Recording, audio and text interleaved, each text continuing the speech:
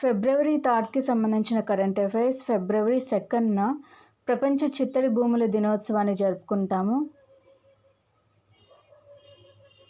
AP ముఖ్యమంత్రి Nara Chandrababu Naidu voice ఆధారిత accounting కోసం పిల్లు ఏఐని ప్రారంభించారు.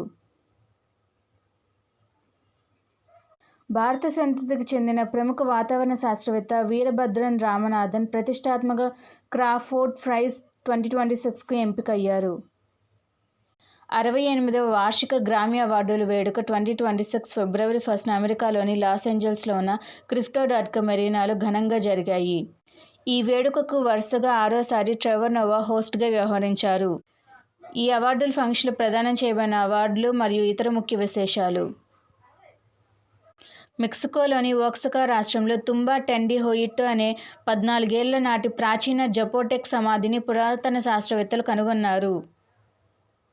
భారతదేశ ఇంధన భద్రత మరియు పారిశ్రామిక వృద్ధికి కీలకమైన మోనోజెట్ నిక్షేపాలకు సంబంధించి కేంద్ర మంత్రి జి. కిషన్ రెడ్డి రాజ్యసభలో కీలక వివరాలు వెల్లడించారు. భారత రక్షణ శాఖ ప్రభుత్వ రంగ సంస్థ అయిన యంత్రా ఇండియా లిమిటెడ్కు మినీరత్న కేటగిరీ 1 హోదాను మంజూరు చేసింది. తమిళనాడు మరియు కర్ణాటక రాష్ట్రాల మధ్య సుదీర్ఘంగా కొనసాగుతున్న పెన్నియార్ నది నీటి వివాదాన్ని పరిష్కరించడానికి 4 రోజుల అంతర్రాష్ట్ర నదీ జల వివాదాల ట్రిబ్యునల్ను ఏర్పాటు చేయాలని సుప్రీంకోర్టు కేంద్ర ప్రభుత్వాన్ని ఆదేశించింది. భారతదేశం మరియు అమెరికా మధ్య ఒక చారిత్రక ద్వైపాక్షిక వాణిజ్య ఒప్పందం కుదిరింది. ఇది ఇరు దేశాల ఆర్థిక బంధాన్ని సరికొత్త స్థాయికి తీసుకెళ్లనుంది. కేంద్ర బడ్జెట్ 2026-27లో 16వ ఆర్థిక సంఘం సిఫార్సుల ప్రకారం పన్నుల పంపిణీలో 5 దక్షిణ రాష్ట్రాల ఉమ్మడి వాటా పెరిగినప్పటికీ తమిళనాడుకు జరిగిన లబ్ధి నామమాత్రంగా ఉందని పేర్కొన్నారు.